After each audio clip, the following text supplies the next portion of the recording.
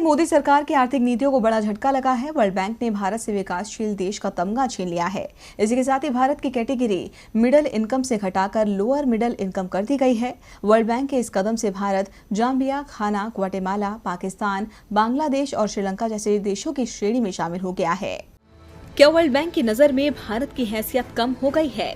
दुनिया की सबसे तेजी से बढ़ती अर्थव्यवस्था का दावा करने वाला भारत अब जाम्बिया, घाना, ग्वाटेमाला की कैटेगरी में शामिल हो गया है। वर्ल्ड बैंक की जो रिपोर्ट सामने आई है उसे देखकर तो यही लगता है। वर्ल्ड बैंक ने दुनिया के तमाम देशों की जो नई कैटेगरी बनाई है उसमें भारत की श्रेणी नीचे गिरा दी गई है। वर्ल्ड बैंक के डाटा साइंटिस्ट तारिक खोकर ने बताया कि अभी तक लो और मिडिल इनकम वाले देशों को विकासशील और हाई इनकम वाले देशों को विकसित देशों में गिना जाता था, लेकिन वर्ल्ड डेवलपमेंट इंडिकेटर्स पब्लिकेशन में अब लो और मिडिल इनकम वाले देशों को विकासशील देशों के साथ रखना बंद कर दिया है। इसके साथ ही भारत की कैटेगरी मिडिल इनकम से हटाकर लोअर मिडिल इनकम अर्थव्यवस्था में रखी गई है। हमारे सामान्य कामकाज में हम विकासशील देश की टर्म को नहीं बदल रहे हैं, लेकिन जब स्पेशलाइज्ड डाटा देंगे तो देशों की सूक्ष्म श्रेणी का प्रयोग करेंगे।